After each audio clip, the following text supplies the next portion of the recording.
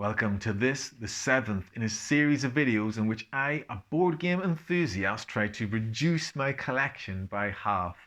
I will explain my thinking as I decide what I'm going to keep and what's got to go, and it might help you think about what you like in a board game. But why am I doing this? Well, I want to play some of my favorite games that I haven't played in a while, and perhaps if I get rid of some board games, then I will unearth these hidden gems that I haven't played in a while.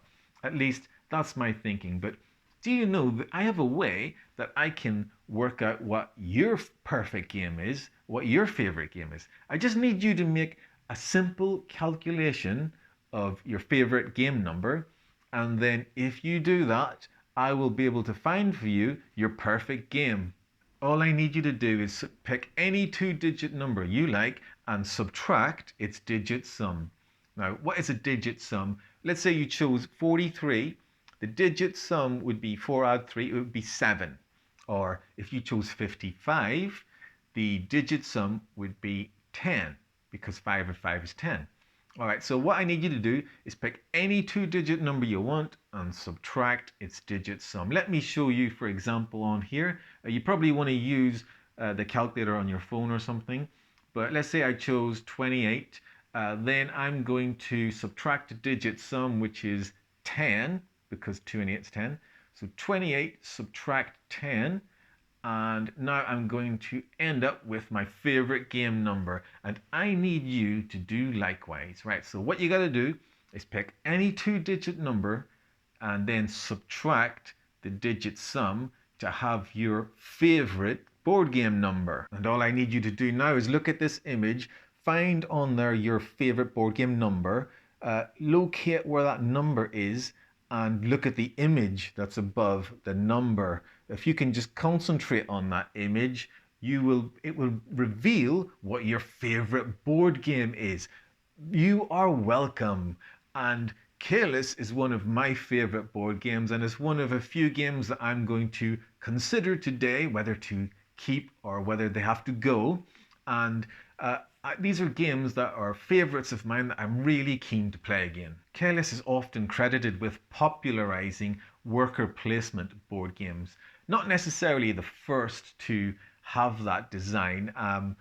Keydom is often mentioned, which came out 7 years earlier and has worker placement in it. Apparently, I've never played that one, but certainly Caylus, it is pure, unadulterated worker placement. So it's often considered to be the grandfather of those kind of games. And I love worker placement board games. I just love the interaction that's involved. In worker placement games, you're always trying to ascertain what other players are thinking, because if I want to place my worker on this spot, then I need to know, do you want to do that? Because if you go there first, then you're going to block me and ruin my plans. But do you want to place your worker where I want to place mine? That's what I need to figure out. Do you have the resources to go there? Do you have the money? Is going there part of the strategy that you're pursuing in the game? So there is this interaction because players are always interested in what other players are doing, but it's an indirect interaction. Rather than like a direct interaction in a game is me taking your pieces off the board, like in chess, or destroying things that you have built up.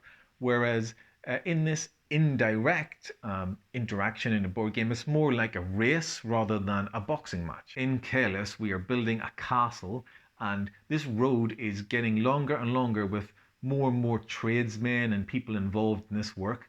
And these buildings are more spaces for players to place their workers on. And the buildings that are more recent, the ones at the end of the road, they're like more powerful and will score you more points and get you more resources. So you want to go on them.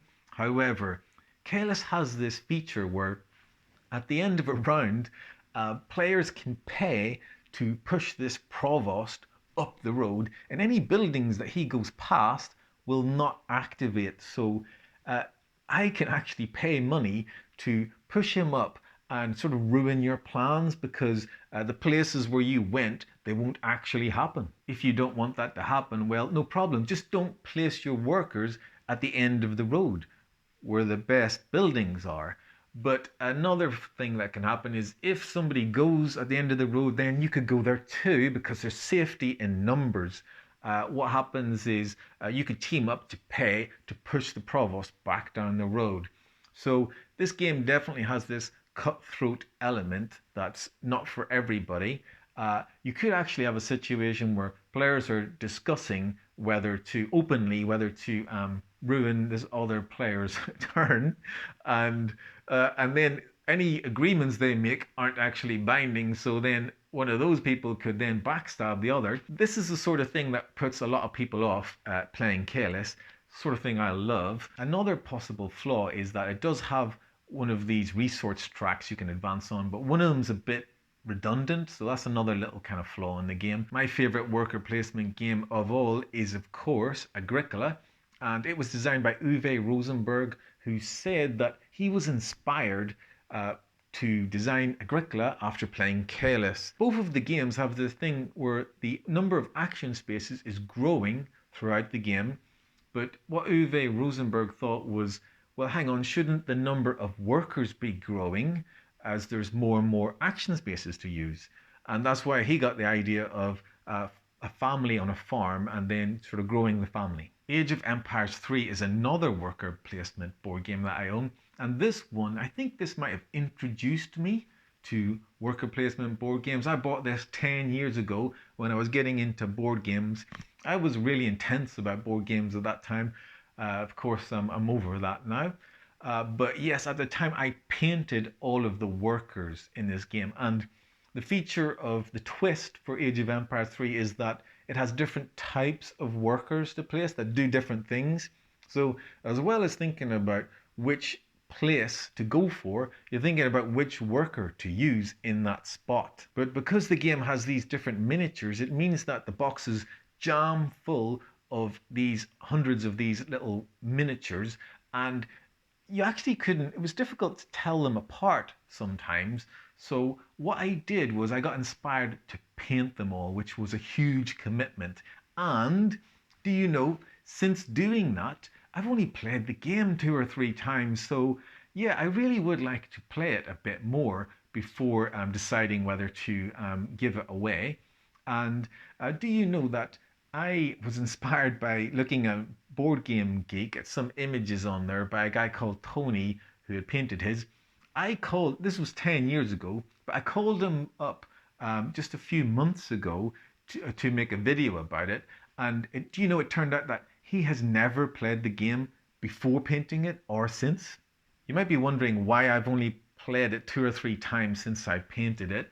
And the thing about Age of Empires 3 is, as well as worker placement, it's got area control. So, and it has this thing where, you know, you just have to choose somebody to take points off. You got to go after one player rather than the other. And sometimes there's not a lot to base that decision on. So you're just choosing to attack this player rather than this one, which can cause arguments.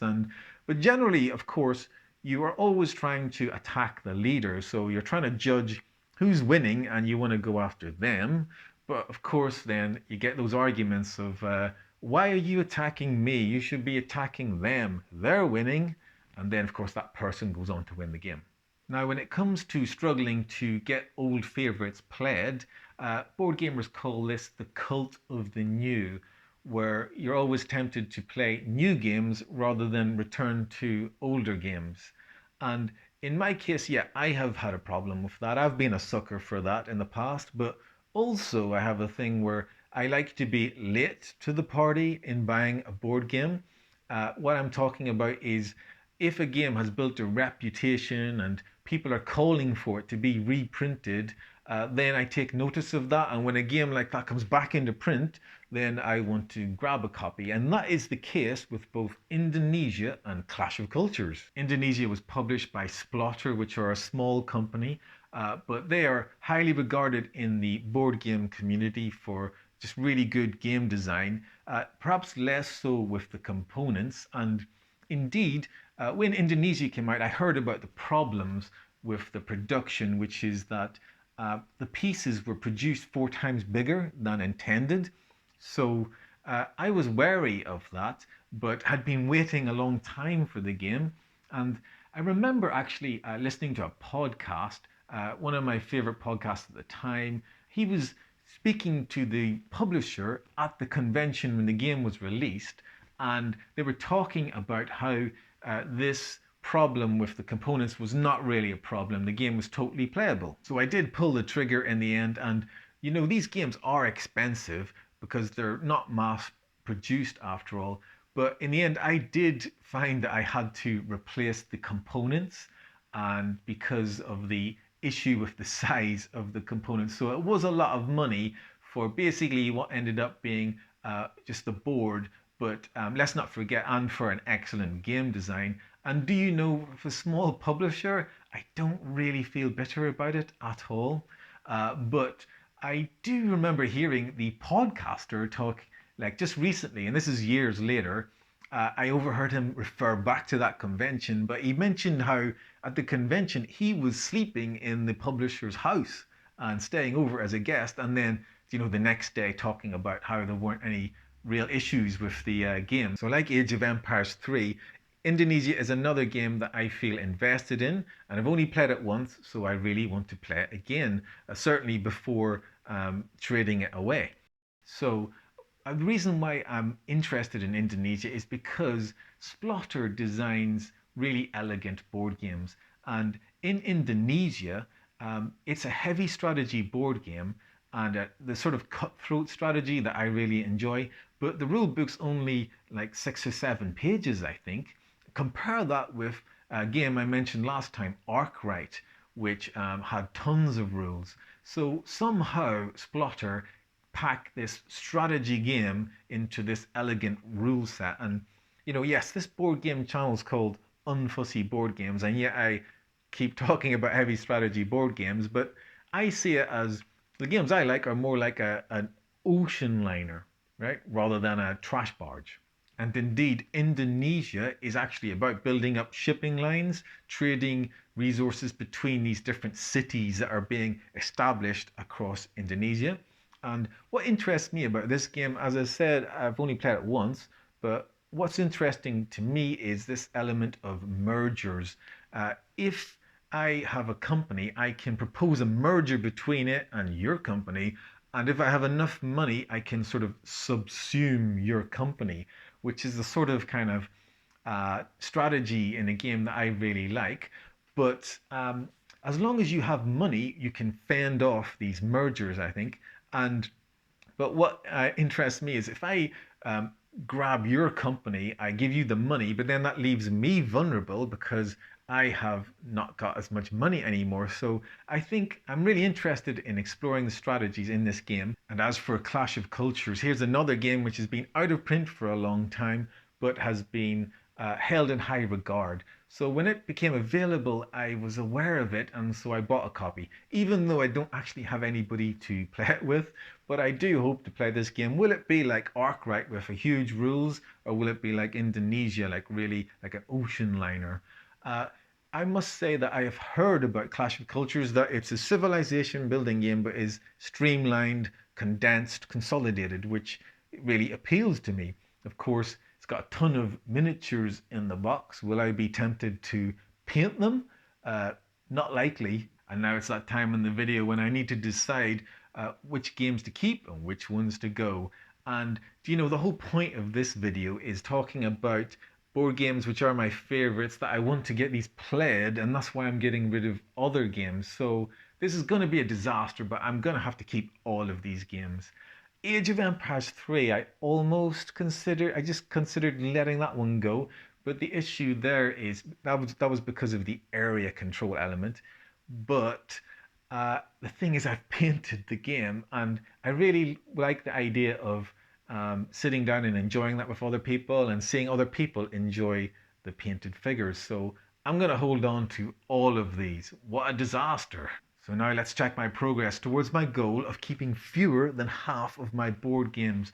At this point, I had managed to keep less than half of the games, but because I'm keeping so many big boxes this time, that catapults me into keeping 58% of the games. So at this point, I'm really struggling. And do you know, it's not going to get any better. Next video, I'm going to talk about some of my favorite card games. So join me then. Thank you for watching this video, and I will see you in the next one.